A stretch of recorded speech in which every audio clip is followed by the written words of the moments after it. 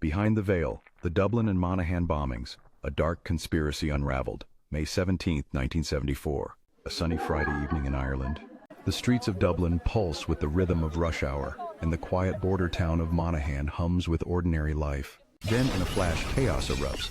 4 car bombs detonate without warning, tearing through the heart of Ireland, leaving 34 dead, 300 injured, and a nation reeling. Who orchestrated this carnage? Why did the trail to justice go cold?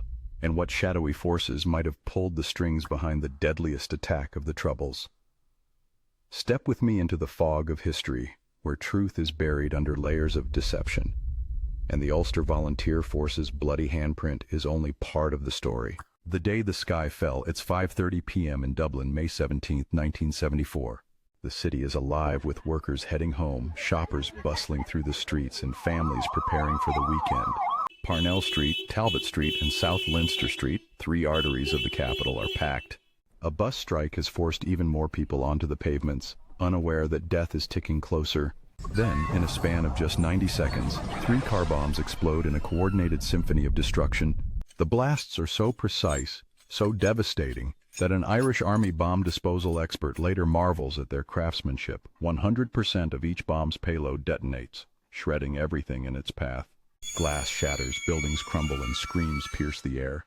26 lives are snuffed out in Dublin alone, including an entire family, a pregnant woman, and a French Jewish woman whose family had survived the Holocaust, only for her to meet her end in this senseless slaughter.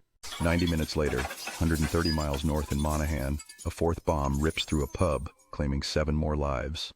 The victims range from a 5-month-old baby to an 80-year-old World War I veteran. Ordinary people caught in a war they didn't choose.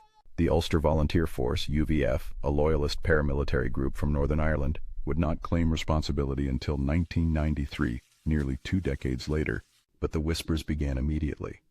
Was this really just the work of a rogue paramilitary outfit? Or was there a darker, more powerful hand guiding the carnage? A web of suspicion. The Dublin and Monaghan bombings weren't just an act of terror. They were a calculated strike, designed to sow fear and destabilize the Irish Republic. The timing was no accident. The bombings coincided with the Ulster Workers' Council strike, a loyalist-led protest against the Sunningdale Agreement, a power-sharing deal that proposed a role for Dublin in governing Northern Ireland. To the UVF and their allies, this was a betrayal, a step too far toward a united Ireland. The bombs, some believe, were a violent message: stay out of our affairs or pay the price. But here's where the story takes a chilling turn. The bombs were sophisticated, too sophisticated, some argued, for a paramilitary group like the UVF to pull off alone. Irish Army Commandant Patrick Triers noted the bombs' precision, suggesting they bore the hallmarks of professional military expertise. Rumors swirled of collusion, with fingers pointing to elements within the British security forces. A 2003 inquiry led by Justice Henry Barron lent weight to these claims, finding it likely that members of the Royal Ulster Constabulary, RUC, and Ulster Defence Regiment, UDR, either participated or knew of the attacks. A farm owned by an RUC officer, James Mitchell, was identified as a key staging ground for the UVF's Glenanne Gang, a group linked to 120 murders in the 1970s and 1980s. The 2018 RTA documentary Collusion dropped a bombshell. The bombings may have been orchestrated by British Army agents to spark a civil war, destabilizing Ireland and forcing a harder line against the IRA. A UVF member interviewed claimed the operation was meant to start a civil war, with British intelligence not just turning a blind eye but actively aiding the plot. Yet, successive British governments stonewalled inquiries, refusing to release key documents. Why? What were they hiding? The investigation that never was. The aftermath of the bombings was as shocking as the attacks themselves. The Irish government, led by the Fine Gael Labour coalition, vowed to pursue justice, but their actions told a different story. The Garda Síochána's investigation was shockingly brief, lasting mere weeks. Evidence was sent to Ulster for testing, a move one survivor called handing the sheep to the wolf. No one was ever charged, let alone convicted. The government refused a national day of mourning, citing the 1,000-plus deaths already in the Troubles, and initially declined to fly the national flag at half-mast. A decision quickly reversed after public outcry. The 2003 Barron report slammed the Garda's premature halt to the investigation and criticized the government's inaction and lack of interest. Families of the victims, through the campaign group Justice for the Forgotten, have fought tirelessly for answers, but the British government's refusal to release documents continues to block the truth. Was this incompetence or something more sinister?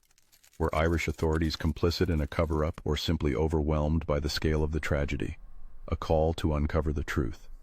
The Dublin and Monaghan bombings remain a wound that refuses to heal.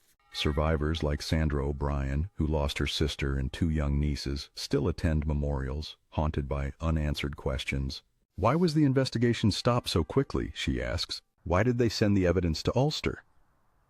Aidan Shields, who lost his mother Maureen, points to the Talbot Street Memorial and laments, 99 out of 100 people passing here don't even know what happened.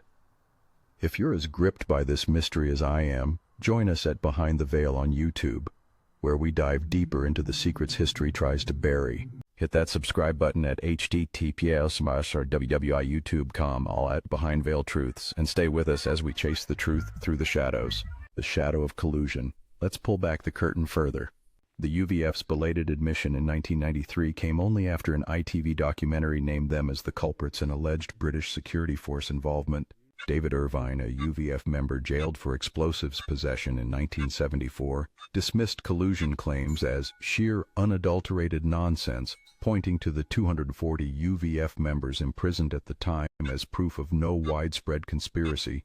But others, like former RUC officer John Weir, convicted of a loyalist murder, claimed explosives were supplied by a UDR captain and assembled at an RUC officer's farm. The Glen Ann Gang, a shadowy UVF unit, was implicated in a string of atrocities, with whispers of British military intelligence using loyalists as proxies to undermine the Sunningdale Agreement. The British ambassador to Ireland at the time, Arthur Galsworthy, noted that the bombings hardened attitudes against the IRA, suggesting Dublin had finally taken the point about violence. Was this the intended outcome? A psychological operation to shift blame and fracture Irish resolve? The refusal of British authorities to cooperate with inquiries only fuels suspicion. Even today, two ongoing investigations in Northern Ireland may uncover new details about the UVF's actions in the 1970s, but the clock is ticking for survivors and families seeking closure. A legacy of pain and questions. The Dublin and Monaghan bombings weren't just the deadliest day of the Troubles, they were a calculated act of terror that shook a nation to its core. 34 lives were stolen, 300 others scarred, and a shadow of suspicion cast over two governments. The bombs didn't just destroy bodies, they shattered trust, leaving a legacy of grief and unanswered questions. Why did the Irish government seem so reluctant to dig deeper? Why has the British government blocked access to critical files? And what role did rogue elements in the security forces play in this massacre? This is just the beginning of our journey into the hidden corners of history. Subscribe to Behind the Veil at https://www.youtube.com. Behind Veil Truths for more gripping investigations. We're not done digging. There's more to this story, and we need your help to uncover it. Hit subscribe, ring the bell, and let's chase the truth together. Who knows what secrets will unravel next?